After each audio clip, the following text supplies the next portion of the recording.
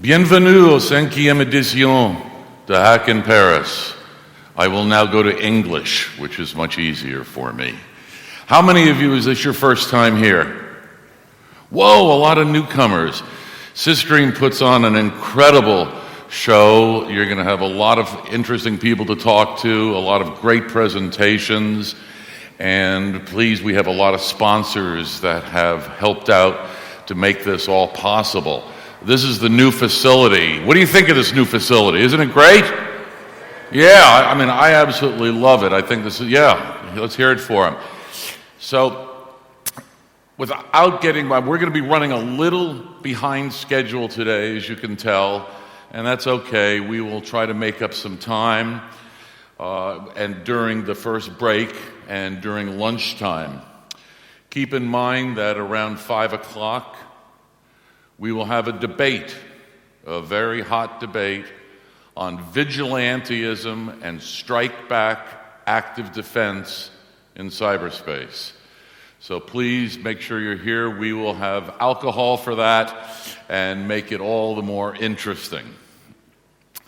But I have the honor of beginning this conference, and we're going to talk about something that perhaps is new to you, and I have talked a little bit about it in the last couple of months, mostly in Europe.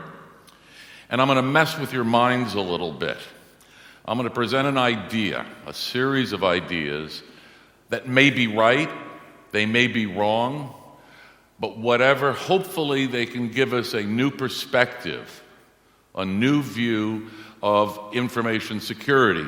Because certainly some of the things that we've been doing over the last few years have not been working. So let's keep in mind APTs. People are owned for hundreds and hundreds of days. The concept of digital is something that we live with, something that we breathe in our world, and I want to change that a little bit and get you to think about the concept of analog, with a few fundamental concepts that why does digital have to be binary? Why do we treat security as though it's one thing only, that it's static? Where are the measurements of security? I don't know if there's any vendors here, but how many times do we get a product from a vendor that has a guarantee of performance, that it will work? Not very often, if at all. And we're going to present some ideas. I have stripped out most of the mathematics, because that is things I do at B-sides that are 4, 5, 6 hours long, to give you the high-level view. So right now, security is keeping the good guys honest. That's about it. Oh, wrong button there. Legislation and laws about security. How do those work for us? Those work well? All the laws and compliance. Now we're building IoT. We already have a mess, and in the next 10 years, we're going to add 20 billion, 30 billion, 40 billion new devices onto something that's already broken. Something has to change. So I grew up doing this stuff. I was a TV repairman at 5 years old, which was very, very easy back in those days. You take everything out of the TV, go to the drugstore, find out what broke, replace it, and almost anybody could do this. But I had a deficiency. I'm colorblind. I don't see color very well. And as we go through this, you're going to see how this influenced my thinking when it comes to analog processing and the differences between analog and digital. I grew up in rock and roll. I was an audio engineer, and I worked with all the great guys, and you see the console on the right there, hundreds and hundreds and hundreds of analog control devices in order to make music.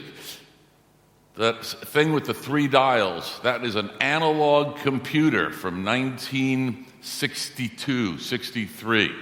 It kind of worked, but it was a different approach that I'm going to suggest we start revisiting again. So, analog. WTF, what is it? Well, can you read those? It's kind of difficult. These are some questions, and the slides, I will make them available to everybody. What is analog? Is analog always a yes or a no question? When a lawyer asks a question, did you kill that person? Is it always a yes or a no answer? Or is there something that balances? When we look at balance, it's analog. It's not yes or no. Analog means something very simple, continuously variable, changing all of the time. And in the analog world, we take digital signals and we put smoothing functions on them to make them look better and ultimately sound better. When you watch a movie, is it analog or digital? Anybody? Is it analog or digital? 30 frames per second. It's a digital function that our eyes and our brain processing turn into an analog signal to make it look continuously variable. When we talk about things like Asperger's syndrome, he has Asperger's. Well, there is a spectrum. It's not a yes or a no answer. And I've started to approach security with this same kind of approach, trying to look at it and see, are there new answers that we can come up with if we just look at the universe completely differently? I also have a thing called synesthesia. And when I was in the record business, I saw music. So we were recording concerts or recording an album in the studio. I would see colors, and this is often the kind of image that I would see while we were making the music, and it somehow helped me do it. I'm going to also suggest that the internet has become analog.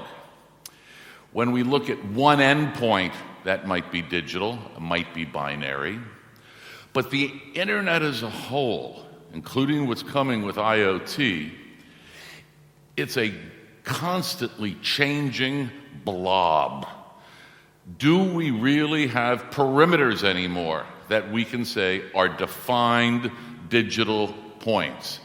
And I'm arguing that when we step back and look at large networks, look at how everything is connected, that it is really much more of an analog function when we want to think about how to make things different than they are now. The brain is analog. The brain is not a computer. The brain is a great averaging machine. It averages everything. When you see something and you're looking and it's very, very clear, less than 3% of your brain and your eye are used to do the focus. Everything else is fuzzy. But the brain averages this, and we're treating the world, how do we interface with that from a human standpoint? So now we're getting the bioimplants and the prosthetics, neural implants, where we have to connect the digital world that we're growing up in and we now know with the analog human element. And more of this is coming. I think Elon Musk is leading now, saying we have to be very, very careful how we become the Borg as we put all these things together.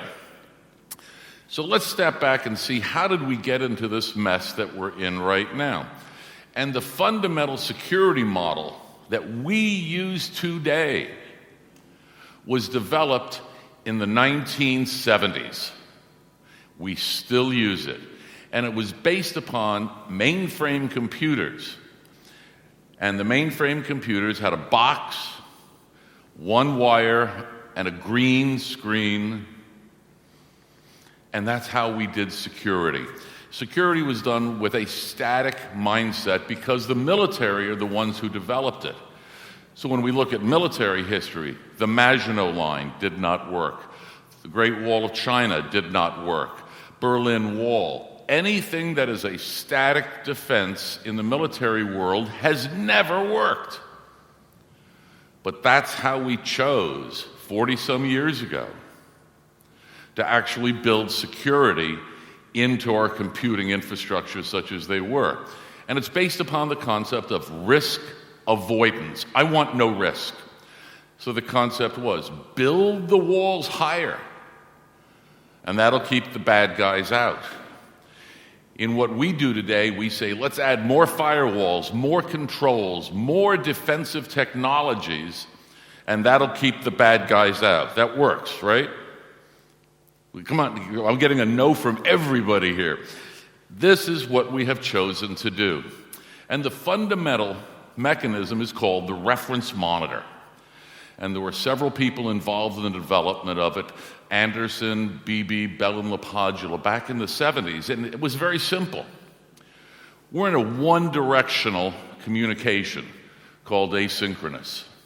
And what we did is a system request would come in, stop the process, go to the side, make a decision, come back, and it had a yes or a no answer, a binary answer.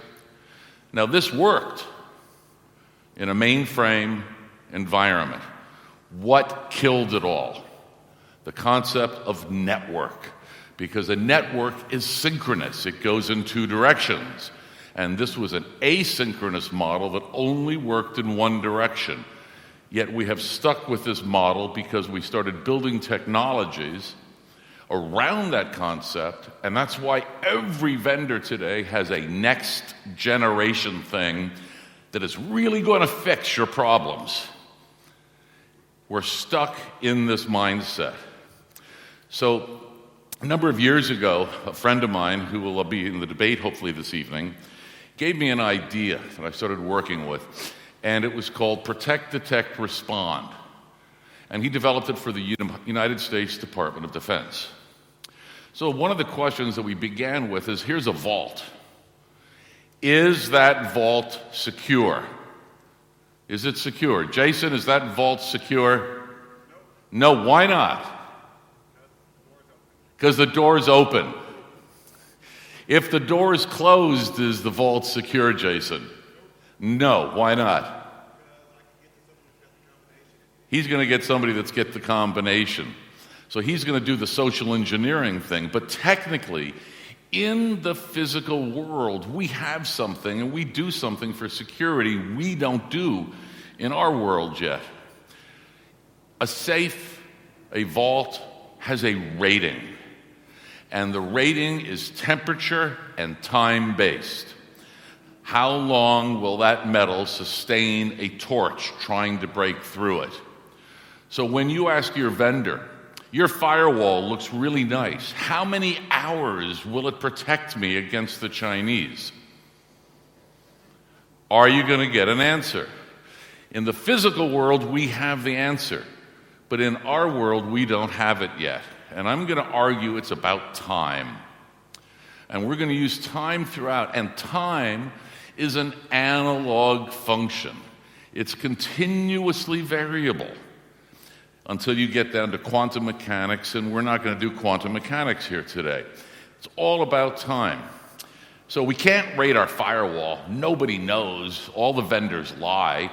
No offense to vendors or supporters, of course, but that's what sales and marketing guys do. Ours is the best. Ours is the best. But they all operate on the same fundamental principle. When we look at firewalls and access control mechanisms and protection devices, ultimately, do the bad guys go through the front door trying to beat it? They do what was done around the Maginot Line. They go around it. They go over it. They'll dig under it. Protection devices is where we have invested hundreds of billions of dollars in the last 25 years, and it doesn't work for all of these sorts of reasons. So we need to take another approach. What can we actually measure in our networks? And what we can measure are two things. One is detection. And a detection could be, in the physical world, a sonic alarm. It could be the tape on a window noticing that the glass has been broken. We know how to measure the amount of time it takes to be able to detect something. And I know a lot of folks, and I don't know if any of you have, actually built and run some code in your networks, hostile code, as a test to see, number one, can your detection mechanisms pick it up? But number two, how long does it take? But detection is only half the battle. We have to be able to react. And in the physical world, maybe a jewelry store is getting robbed. The alarm goes off right away, very, very, very quickly. How long does it take police to show up to actually do something? We can measure that. And in your networks, you have the same capability, depending upon how your reaction to a detection works. Do you send somebody an email? They get an SMS? They get a telephone call? What if the guy is on holiday? What if it's the weekend? Are there 5 people to react? How long does it take? You have the capability right now to be able to do some very simple code and test your own networks to begin to get a metric, a measurement of how secure you are. And we're going to get a little more refined in this. And ultimately what happens, and I'm not going to go through crazy math with you, is it turns out that we can measure and quantify security with a simple formula. If my firewall, for example, is strong enough to be able to take somebody hacking it, but that amount of time is greater than the amount of time it takes my detection and reaction mechanisms to find out what's going on and then do something about it, I then can have a secure environment. And I'm using exclusively the time domain to be able to do this. So this is something you can do right now to find out where you are, because something very interesting happens. In the Cold War, we did exactly the same thing.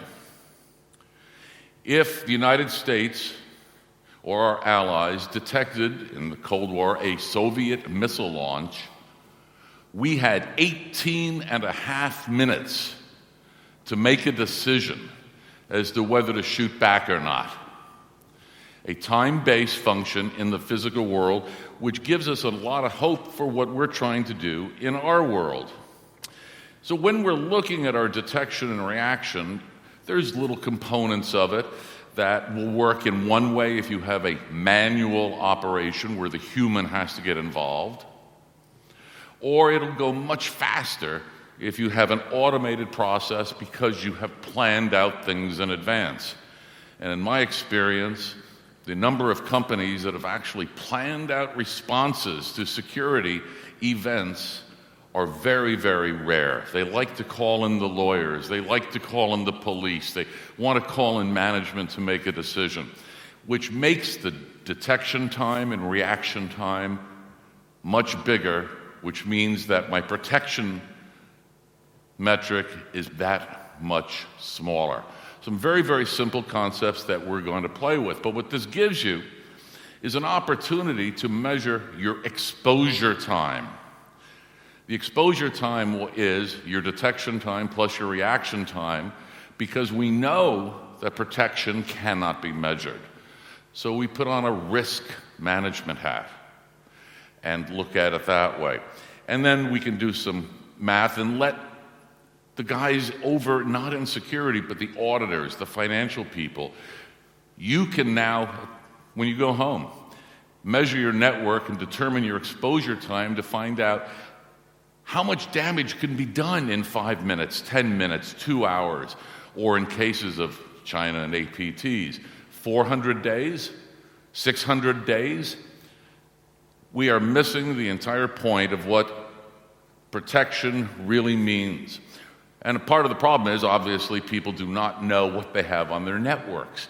And we tend to look at our networks as one single thing that everything under the hood has to be protected. Everything has to be protected because that's the technology that we have been given thus far to be able to use. But is everything of the same value within your network. And obviously it's not. Some things are much, much more important than others. But we're still seeing the same security problems regardless of how sensitive that data may be. Now, we can also apply the concept of defense in depth with this simple concept. We go to the movies and we see the big house on the hill and the bad guys are going to rob it. So as they want to rob it, they notice that there is an alarm system. So what do? They want to disconnect the alarm system, obviously. However, with defense in depth using this model, I can add an additional layer of protection, detection, and reaction to the primary detection mechanisms, which will give us increased levels of protection with some defense in depth. But I am not at all convinced anymore that I believe in defense in depth, and I'm going to show you how that works out and why. The other thing that you can do with the exposure time is to determine the file sizes that could be actually targeted. And it's fairly simple math to figure out where is my weakness, what is susceptible. And with padding solutions, with adding additional bits and bytes to files, through obfuscation of them, through encryption, etc., we can then say certain files have a higher level of probability of being attacked, being exfiltrated, and then we can start mitigating and handling this in a slightly different way. But this is only the very beginning of where we go. The circuit in the top there is an analog circuit that dims a light bulb. That's all it does. Very, very simple circuit. But what we don't do is how come we don't dim all the data when we notice something? We have the ability currently to add what is called a bandwidth limiter. It's a simple analog concept that came from the music industry that we can apply to when an event is occurring. Because we tend to these days say, oh, something's bad happening, turn it off, then we'll fix it. I'm saying there's a middle ground by dimming the amount of data. And again, it's a time-based function, analog function, and something really interesting happens, and hopefully you can read some of that, that if I restrict the bandwidth, if my bandwidth is normally 1 gigabyte, and I sense something going on through a detection mechanism, but I don't want to shut down my company, I don't want to shut down accounting, I don't want to shut down my transactions. What about bandwidth constriction? The numbers turn out very, very interesting. With a little bit of bandwidth constriction, my exposure time will remain the same, but my data exposure will go down orders of magnitude with a simple, instead of turning it on and off, just restricting the amount of data that goes through it. Now, the bad guys know math. These guys are not idiots. And they understand just as well as we do. Just because they work for the bad guys doesn't mean they're idiots. But they're also understanding that there's a lot of math that's coming up, and we are redefining what security is. So one of the things that really bothers me in our technologies today is the concept of root. Anybody hate root control as much as me? Yeah, I'm getting some hands. Root, it's one person with total binary control over a system. One person. One person. And I have a problem with that. And whether you look at a Snowden event, you look at an insider gone bad, an administrator overriding a manager, whatever it is, root control gives us. How do we get rid of root? Well, right now, a little Boolean algebra, right now we have multiple administrators in single processes. We have to, because one person is not going to work 24/7. So we end up with a Boolean OR. And the Boolean OR says either administrator A or B can do whatever it is. This is the way we do things now. Now, when we have multiple administrators having access to root, what happens to our security? Does it go up or down? It goes down. And there's a lot, again, math. I'll be happy to share all the math with everybody. The security goes down significantly, and we use probabilistic math, simple calculus to do it, to determine the hard numbers. So this is where we are today, and we know it doesn't work. In the enterprise, how many are there? I don't know. There's a bunch, and every company is going to be slightly different. So this comes into the factor of trust, and we're going to look at trust a little bit more, because currently we have a trusted employee. But when you have a trusted employee, do you trust him 100%? Again, a binary function that we're using. I trust him, I don't trust him, so I give him complete control or no control. How do we begin to solve this? Well, in a safety deposit box, we use a thing called the two-man rule. Two different people with two different keys have to unlock the contents. And the two-man rule works pretty well. Now, from a logic standpoint, the two-man rule is an AND gate in Boolean speak. And on the top row, there's two levels of control. So in this case, both Administrator A and Administrator B have to both approve whatever the action is. And it doesn't have to be at admin. It could be anywhere from code, because this will work at the code level all the way up to BGP. The problem with this, though, is time. Because while Administrator A may say, okay, I want this done, Administrator B may be out to lunch, he may be on vacation, he may not agree, there may be a dispute, and suddenly the attempt to make a control change is nullified. It does not work. So we have to find a way around this. So this gets back into trust, trusting your partner. Do you trust your partner with your life? Do you trust your partner to write a check without your approval? Banks use this as well, the two-man rule for major financial services. And this is the world we live in today. So how are we getting around this? By looking at trust factors. Currently, most human resources and hiring departments and managers do not use a matrix to look at how trustworthy is somebody. And this becomes very important when they're hiring. If you're going to hire somebody who is going to do some really deep analytical coding, but he may not have access to administrative controls, does he need the same level of trust in the system as somebody else? Again, we look at it binary, yes or no, without coming up with some of these numbers. And these numbers can change throughout the life cycle. That's why we had Robert Hansen and Aldrich Ames, the spies in the United States, because security services and the FBI and the CIA never rechecked these guys as to why they were spending millions of dollars. So again, they approached it from a binary, static standpoint with no change at all. Now we're going to introduce another concept before we start gluing this together, and it's called feedback. And in the military, it's called the OODA loop. Very simple. Observe, orient, make a decision, and then act.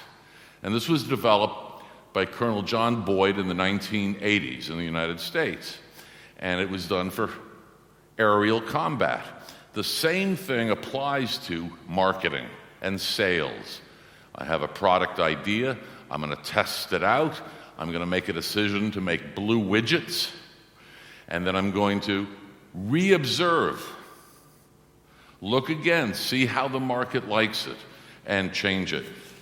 And we call it squeezing the loop, where I want that loop time to shrink and get very, very, very, very small. The same way that I want my detection time and my reaction time to get very, very small. And in calculus terms, all this is a limit function. Very, very simple to be able to work with. So I want to squeeze the loop with whatever process I'm doing. And if you want to apply defense in depth concepts, there are subloops that can be applied, and this is where it gets very interesting with fractal analysis and understanding the dimensions of your networks. And again, I'll help you with the math later on. Now, feedback is inherently analog. In the world I grew up in, on the upper left, we've all heard squeals when the microphone and the speakers, they go, that's feedback. The device on the right, that is a mechanical governor to control and regulate the speed of an engine, and in this case from a steam engine from the 18th century. In the lower left, it's an electrical circuit. The fundamental circuit for all analog circuits is negative feedback controlled in order to keep things from going what we call a runaway condition, where things get chaotic, when you lose complete control of the system. Sounds like digital networks that we're living in today, but in the analog world, we solved it many, many, many years ago, in fact, in the 1920s. ICS, industrial control systems, many of them use this, and I'll show you how that works in a little bit. The other component of feedback is haptics. And we hear, okay, the new phones, they buzz, they're tactile, you get a keyboard, it goes click, you feel it. On the new smartphones, sometimes they'll vibrate a little to let you know what's going on. We as humans require feedback, and it is built into every aspect of nature, built into every industrial control system, every piece of analog electronics on the earth, and it works. But we don't do it in networks. We don't do it in our world at all. So what we're going to do here is take a very simple example, and in this case, we'll use a password. We're going to log in to something. And all I'm saying at this point is, let's introduce an analog feedback loop into my digital processing.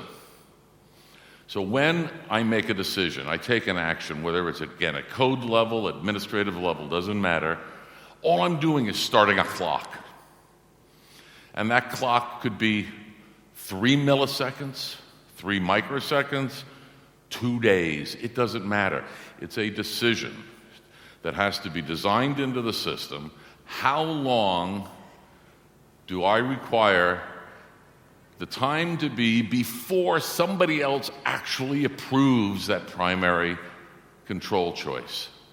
And this is the first step of making all analog work. And in this case, we've got administrator A making a decision. In the construction of the system, they've set a number, could be 1 hour, where administrator B has to finally make the approval. If he does not do the approval, the original decision is taken back and completely rescinded. So, when we move this forward even into greater levels, we can do this at the access control level. We can do it at the code choice level. We can do it in virtually any environment. Now, some of you may know this in the physical world. You go to your office, open the door, but you have a security system. So you have to run like hell to the closet, open the door, and enter in a code within 30 seconds, perhaps. Again, we do it in the physical world. We know that it works, but we don't do it in our world yet, and all we're trying to do is to look at it from perhaps an INA mechanism standpoint. It's exactly the same process. Any access control mechanism will do the same thing. And what we do is take this and apply a fundamental bit. Now, the fundamental bit of unit in Boolean logic and in digital electronics is, how do I store one bit of information, either a 0 or a 1? The way it's done is through this circuit, and it's called an RS flip-flop, and there is the logic table as to how it works. And very, very simple concept. Admin A is at the top, he does the reset, or admin B can do a set, and it changes the output, digital. This is the way we're doing things right now. But what if I take that same circuit and I apply a feedback loop that's analog to it. What do I have? I now have a new set of truth tables. A set of truth tables that are digital logic with a time-based component to it that it can be preset in any environment we're dealing with in our digital world. That's the logic symbol for it that has been developed, and there is the truth table for it that gives us more conditions than we had before, because certainly it is a little more complex. But all of the enabling of this is just part of setting up the risk that you're willing to have in your network based upon exposure time and your detection and reaction from early on. Now, how do we launch a nuke? Again, something that we've been very used to in many countries over the years, and this is the two-man rule. The circuit for the two-man rule on how that works is this. It's very, very simple, and it's applying how much do I trust Administrator A versus Administrator B to initiate a launch sequence before the second guy can go, yes, I approve, or no, I don't approve. This is the fundamental circuits that will do this, and we're having it coded now, and we're going to be giving it away for free for anybody to be able to apply this. The next thing I want to do is to take a concept we used in the audio world when digital audio began in the 1970s. Traditionally, as you saw in that earlier circuit, I'd have a volume control that is directly in the circuit. That matches what we do today with TCP/IP. My single level of communication, the TCP/IP channel, goes over one physical transport level, and that same communication channel is synchronous, but it has both data and the control signal. Back in the 70s, we realized in the audio world that's not going to work anymore when we're doing automation. So what we created was an out-of-band mechanism to be able to vary the amount of signal that went through any particular circuit, an analog function. Part of the great part that occurs here is that if my data, my audio signal dies, okay, I've lost my audio, I've lost my data, that's fine, but I still have my control. If I lose my control signal, because it is a fixed out-of-band control into that circuit, I will not go into chaos. It will remain the same, will not change until the control signal has come up. And this is talking about going out of band. How do I get out-of-band circuitry to be able to work and communicate where I don't have to rely upon the TCP/IP channel to do my detection and reaction, especially when we have hostile bad guys. We're looking at DDoS attacks, some of these major level events that are occurring. How do I do something about this? Well, we want to have some time-based escalation. And what you notice in this very simple network here is that there's some routing channels, but then you notice there's a lot of sensors. A lot of sensors. Anybody know how many sensors are inside of a jet engine today? About 4,000. 4,000 of them that generate constant feedback of information and generate between 1 and 2 terabytes of data, sensor-based engine performance data, every hour. We keep the planes flying using a very simple analog feedback technique, and we use a concept that I said I disagreed more and more with the concept of defense in depth. I am getting very impressed with the idea of detection in depth. We need a boatload more sensors in our networks at all levels, at all layers of the stack, all the way down and all the way up through everything we're doing and inside of applications as well. But in order to do that, as I mentioned earlier, we have to have reaction. We have to know what we're doing. If this is going to work, people have to be willing to plan out and understand how bad things can be and what should occur. If we don't take this step and we allow management to continue doing it the way it's being done today, we're going to continue to fail. So there's lots of small elements to make this all work. We have a single reaction channel. That's certainly possible. We've got detection in depth with multiple reaction channels, the same kind of concept. And we take the same out-of-band concept, and let's say we're doing this at the BGP, at the ISP level, creating an out-of-band network just for security, will allow us then to have ISPs talking to their peers, and it's peer-to-peer conversations, there are not that many of them, and be able to do honest-to-God tracking back to the source and mitigation of spam and hostile attacks at this level. It looks fundamentally like this. I've got my primary channel of data communication. I'm using TCP/IP. I can use it as a control signal. But when something goes wrong, each one of those points at the sensors is going to need to have a detection module, reaction module, and then back channel communication through out-of-band. The other thing that we can do with our circuits is something that back in my day we called negative time. What if I introduce negative time into some of my circuits when decisions are being made? The negative time factor, there's the schematics for it. These are not things that have to be invented. These are things that have to be rethought. And it's called introducing intentional delays into circuits of a few nanoseconds for the processing and decision-making to be done. Because if I know my detection and I know my reaction time, that becomes exposure time. If my exposure time is very, very small because I've done it right, and I add a little bit of negative time delay, what happens? Mathematically provable security. Mathematically provable security. And I would very, very much enjoy being able to talk to any of you about this over the next couple of days. The reason I put this up, the math that's here is very, very close to the math that we've developed. And this is math for load balancing on existing circuits that we're already doing. We do this for load balancing.